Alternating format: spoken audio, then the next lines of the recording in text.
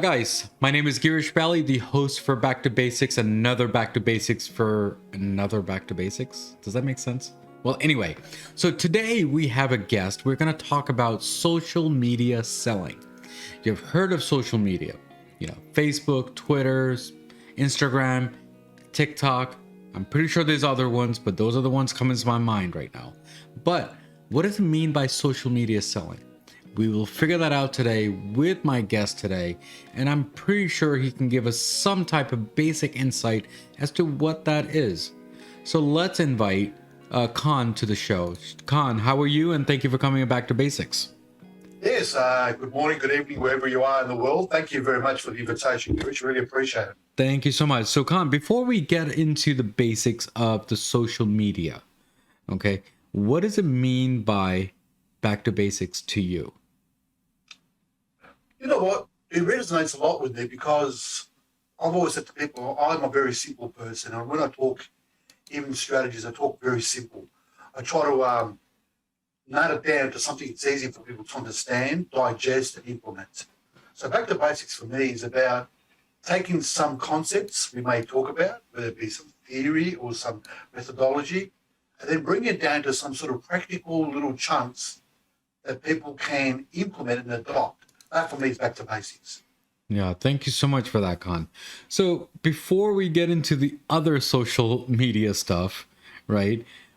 What does social media mean to you? Is the social media stuff that I've mentioned, are those the only ones, or are there other ones too?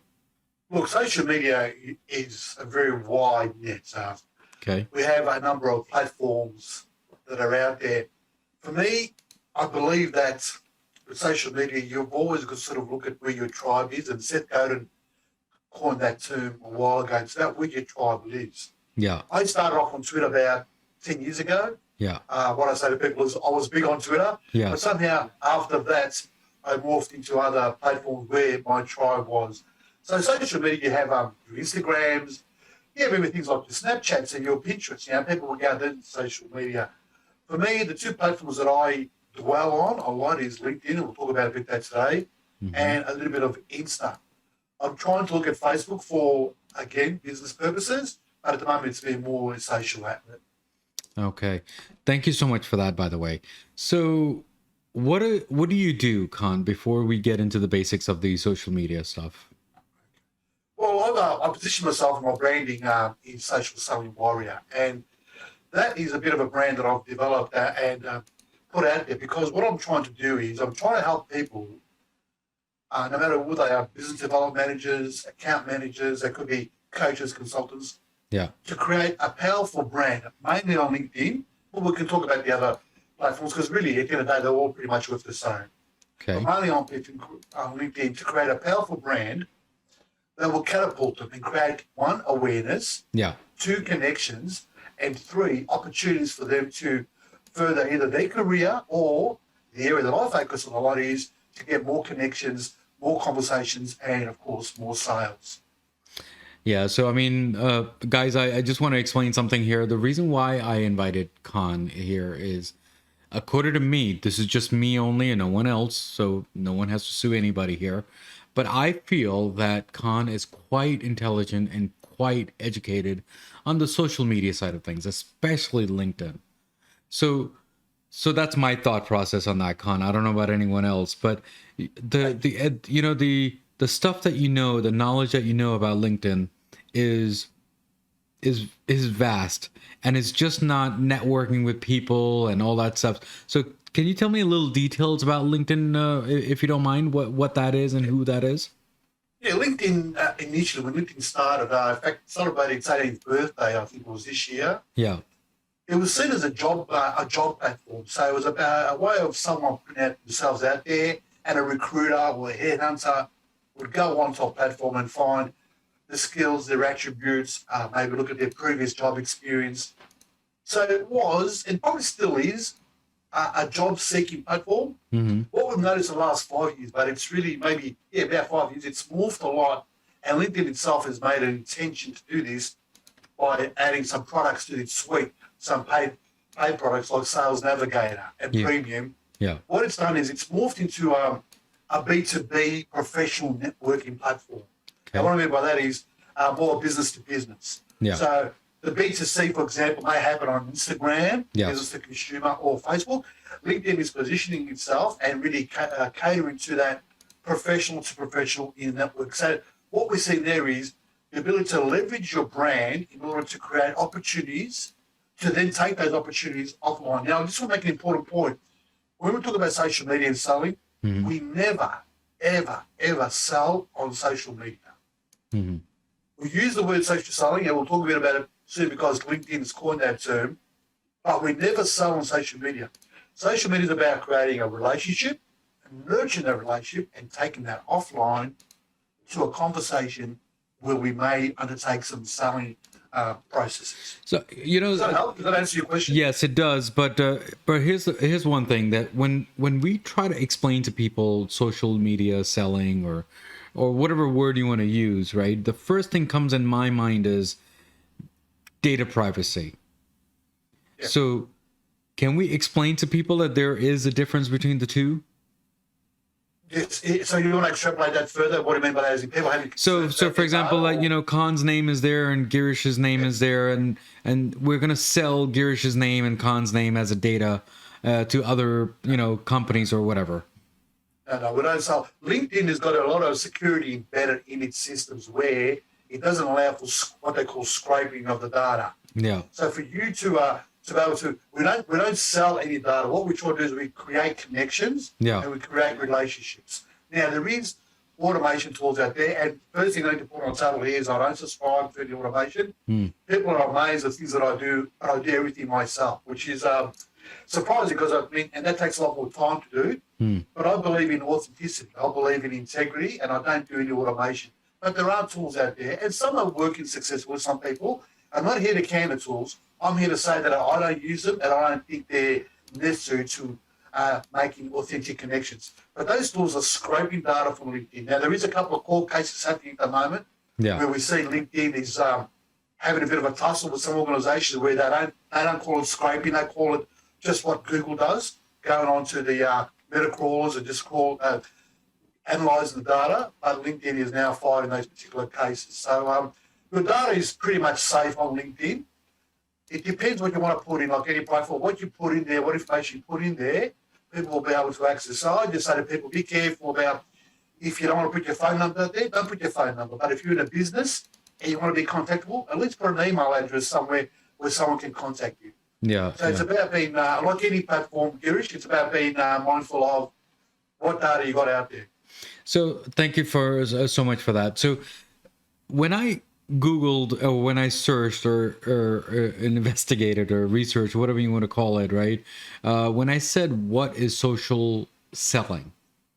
The answer that I got, and I'm going to put my glasses if you don't mind when I read this, it says social selling is a strategy that uses social media platforms like Facebook, LinkedIn, Twitter to connect and engage directly with your large target sales, and it goes on and on and on.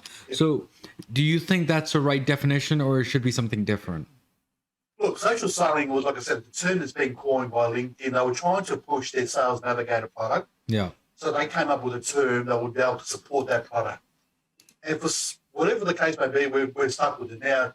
Like I said, there's a lot of definitions. There's a lot of sometimes ambiguity. There's sometimes a bit of confusion around what it is. Yeah. But I always go back to what LinkedIn set out for us as the fundamental pillars. Yeah. And I use those fundamental pillars when talking to people. So just quickly, those pillars are creating a professional brand. That's about your profile. So if you see the back there, my screensaver there at the back, that's me. That's my profile on LinkedIn. That's my professional brand. Yeah. So having a professional brand is the first part of the social selling process. The second part is then connecting with the right people, finding, searching, and that's about developing your ideal customer profile, and then start to use that criteria within the LinkedIn search filters to be able to hone in and identify the right people. The third part is engaging with insights. So I call this the education phase. I call it education because it's about you positioning yourself as a thought leader. Having a profile alone, and I've been some of the clients have been talking recently, they said, if I get my profile up, I should be right. I said, no. profile is the first step. Mm. You need to then engage. Mm.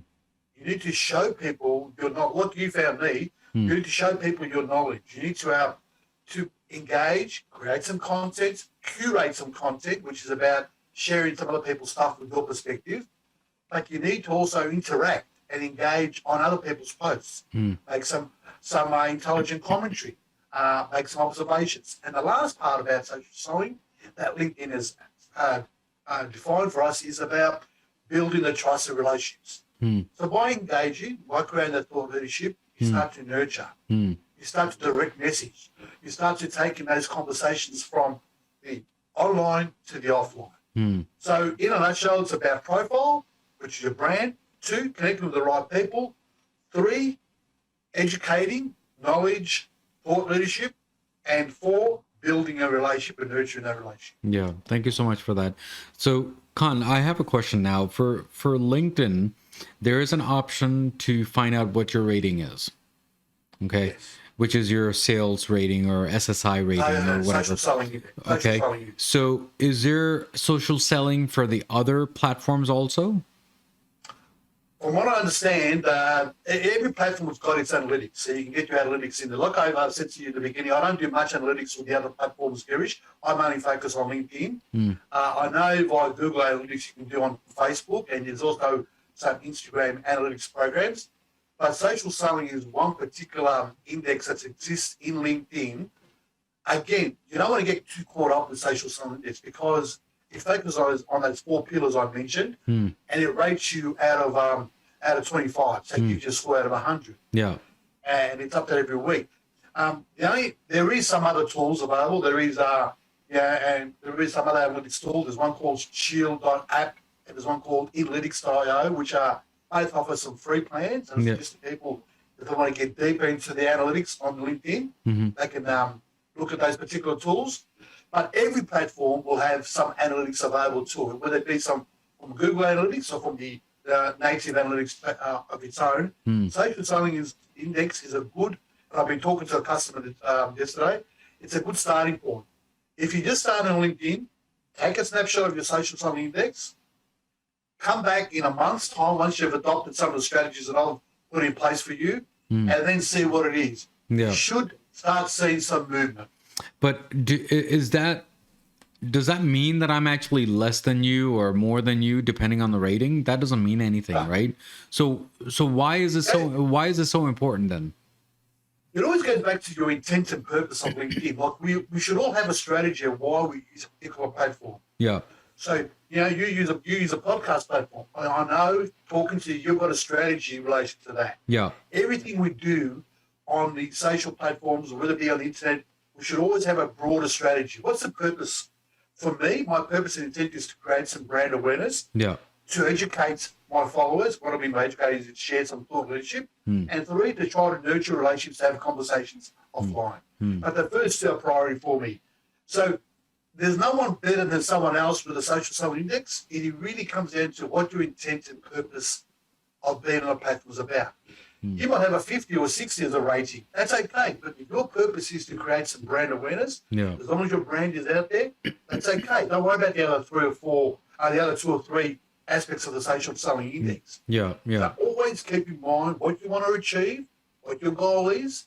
And like I said earlier on, Girish, it's about using the social selling index as a benchmark, I suppose, as some sort of analytic tool that's available to you for free. But don't get too hung up about it. Yeah. If you're seeing some trends, if you're seeing some achievements, it doesn't always have to reflect on the social selling index. It just sits there as an ability for us to get some idea of how we perform. So thank you so much. Does that mean that it's more of the business or marketing tool? Which way would you look at it?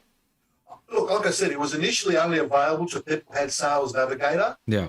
So when LinkedIn launched Sales Navigator, it made the SSI score available. It's only been the last couple of years that people are starting to realise this. It's now available to everyone. And if people want to get into it, all they've got to do is go to LinkedIn, just click on their LinkedIn logo, and then at the end of it, just put sales. And there's so you've got to go to, just so people know, because since we mentioned it, it's really good to know how to use it. So it's linkedin.com. And then at the end, they just put /sales/SSI. So linkedin.com/sales/SSI. Everyone has one, and it's free. When you do get into it, it comes up with a branding of Sales Navigator because it was originally a Sales Navigator tool. Not everyone should rely on it, depending on their strategy. That's my advice to people. So just have a look at it. It's good to have as an analytical tool. So let me just explain to my viewers, if you don't mind. So guys, what I did a couple of months back when I actually met Khan for the first time, a couple of months, more than that actually. So he told me that you can go to linkedin.com/sales/SSI. What would that do? That would actually tell you what your rating is. It could be 30, could be 20, could be 76, depending whatever the number is. Okay. And it'll tell you step by step of what you need to do to increase it or decrease it. Why would you decrease it? You want to increase it according to the sales SSI. But what Khan is saying is rating is just rating. That does not mean that's you. Now, my purpose for my podcast is Back to Basics. Now, does that mean that my rating is bad and I'm a bad person? No. It just means that maybe I'm not getting engaged properly. So what do I need to do to engage? And that's what Khan is saying. So, Khan, is that correct? What it does, that's exactly right. You sum it, and that's what I love about you. You really bring it back to basics. It gives you an idea of what are some of the areas you need to focus on. Like you said, if your engagement with insights is low, well, that means you must need to write a blog, do some more posting, engage on some posts. If you're if you're finding the right people, score is low, you need to connect with more, do some more searching. Yeah. LinkedIn rewards people that do searching on this platform. It's amazing what LinkedIn is able to monitor. So the more you search, and the more you start identifying the right people you want to connect with, LinkedIn will start rewarding you for that. Yeah. The more you start posting content and the more people start engaging on that content, LinkedIn will reward you for that. So it's what you said exactly. Find out where some of the areas you may need to improve. Don't get hung up on the total score, but it's good to find those areas and improve on those as you go along. Yeah. So, Khan, I just want to tell you too, when I actually first time met you, mine was 60 something and then it came out to 76. So I must be doing something right. But today it went down to 56 because I was not really concentrating on what you were explaining. But that does not mean that I'm a bad person. That just means that I'm just not engaging a lot. That's what it is. And Girish, mine went up to, I managed to get one stage when I was very active. We managed to get up to 90s. Yes. I think something happened that LinkedIn managed to change the algorithm. Yes. And I say to people, LinkedIn and KFC are the same. They've got a recipe, but they don't tell us what it is. Yes.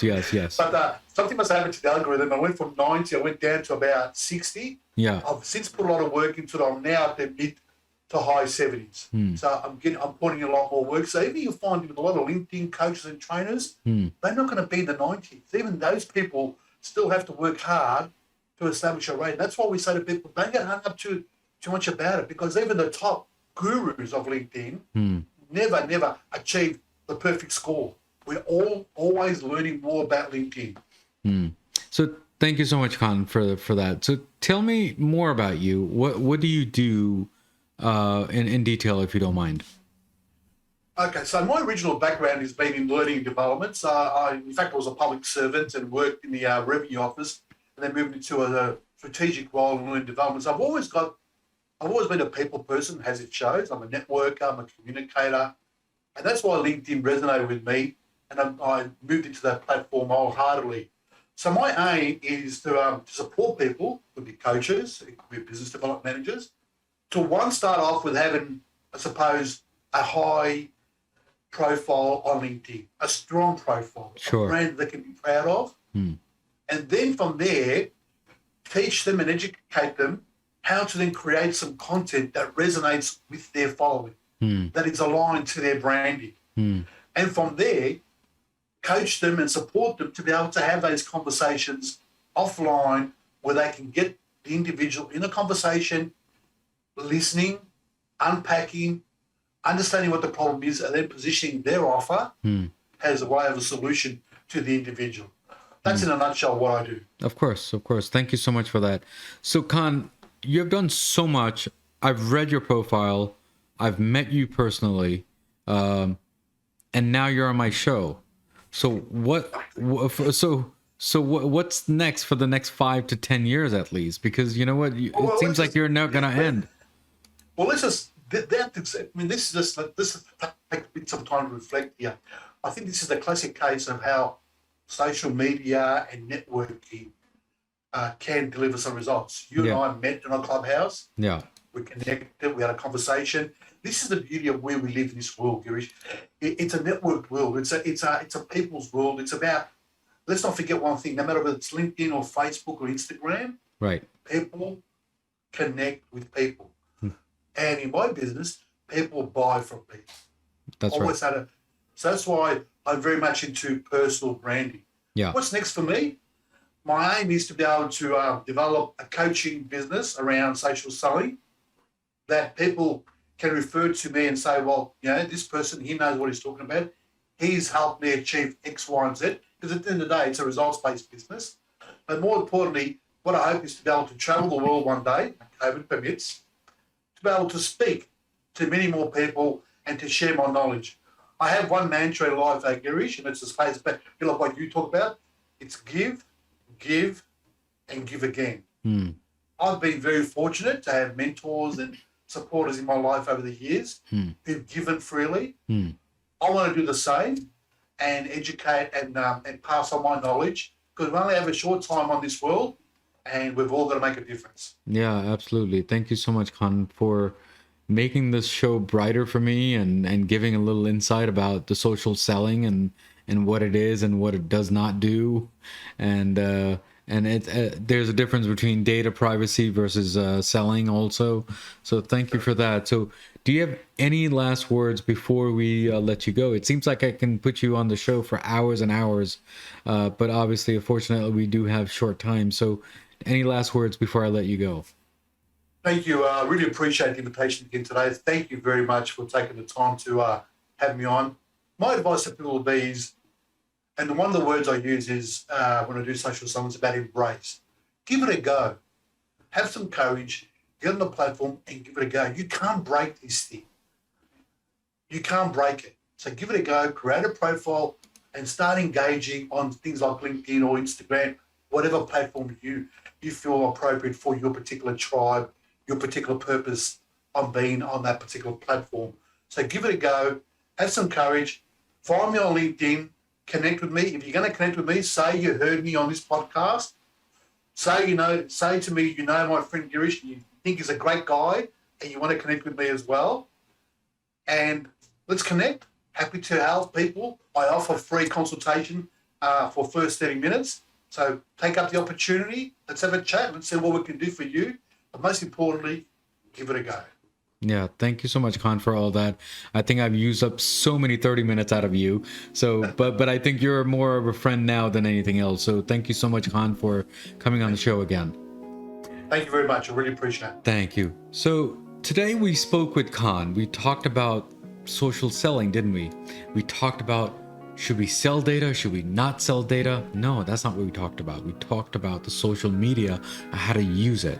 Use that damn tool in a good way, in a nice way, not in a dirty way that we all know, getting data and all that stuff. So let's not do that. Let's listen to this episode and think about what you want to do and just enjoy life, because life is too short, and that's what we're trying to do here in Back to Basics. So guys, as usual, as always, there is a quote of the day. There is a quote of the day, and here's a quote of the day. Selling through social selling is the closest thing to being a fly on the wall your customers, prospects, and competitors' world. So guys, as usual, as always, there is a last line that we always say. Everything in life goes back to basics, and that's what we did today, guys. Guys, take care, God bless, and keep on commenting, good, bad, ugly, either way. It'll make my show stronger. I'll keep on improving each and every time that you give me comments. So guys, just support me in this small podcast that I have so far, and God bless, and I'll see you next week. Next week's episode on Back to Basics. To a school that was predominantly male dominated because it was an engineering focused school, engineering and math. And so I've always kind of been in an environment where I've been underrepresented as a woman. Mm-hmm. But because of that, I bring a different perspective. It's really a superpower to Mm-hmm. be a minority of any kind in the technology field because it's a whole different perspective. That's the amazing thing about diversity is that when you can get an amazing diverse workforce and customers and partners and all of those, that's when you're going to see the biggest return on your